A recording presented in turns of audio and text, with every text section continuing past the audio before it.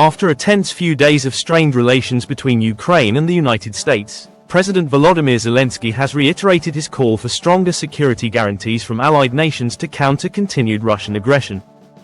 Posting on social media, he highlighted the intensity of recent attacks, citing thousands of drones, bombs, and missile strikes in just the past week. According to Zelensky, this onslaught underscores the Kremlin's unwillingness to end the war. European leaders meet in London. His comments followed a high-profile summit in London, where European leaders gathered to discuss strategies for securing a ceasefire.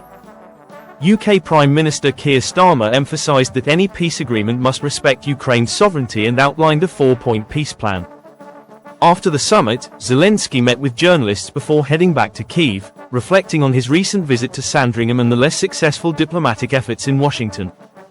Diplomatic fallout and U.S. relations. Zelensky's visit to the U.S. was marked by tension.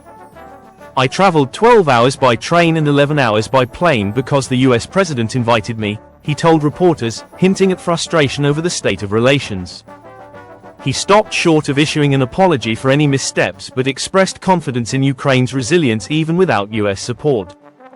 When asked about reports of a proposed one-month truce in air and naval operations, he replied, "I am aware of everything." The European commitment. In London, European leaders agreed to intensify planning for security guarantees in the event of a peace deal. Starmer described the current moment as a historical crossroads, urging decisive action rather than further discussions.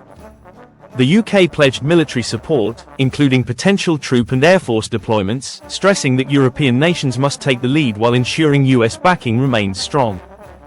The European Union also committed to accelerating efforts to rearm Ukraine, aiming to fortify the country against future threats. Moscow's response. Meanwhile, Moscow dismissed the London summit's outcomes, with Russian media ridiculing European efforts.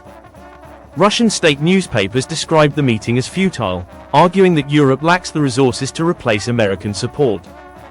The Kremlin has also framed the summit as an anti-Trump initiative, signaling a message to the former US president that direct engagement with Russia would be preferable over European-backed strategies.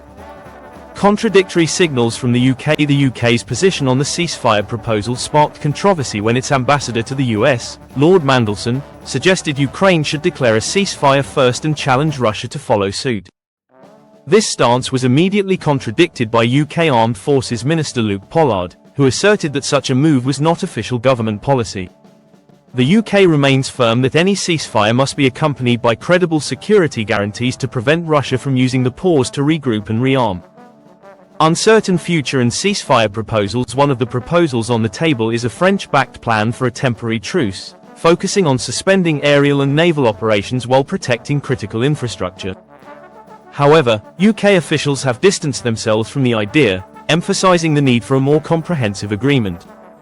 Discussions between European leaders, including France and the UK, continue as they seek a unified approach to negotiations with both Ukraine and the US. The situation remains highly fluid, with further high-level discussions expected in Brussels later this week.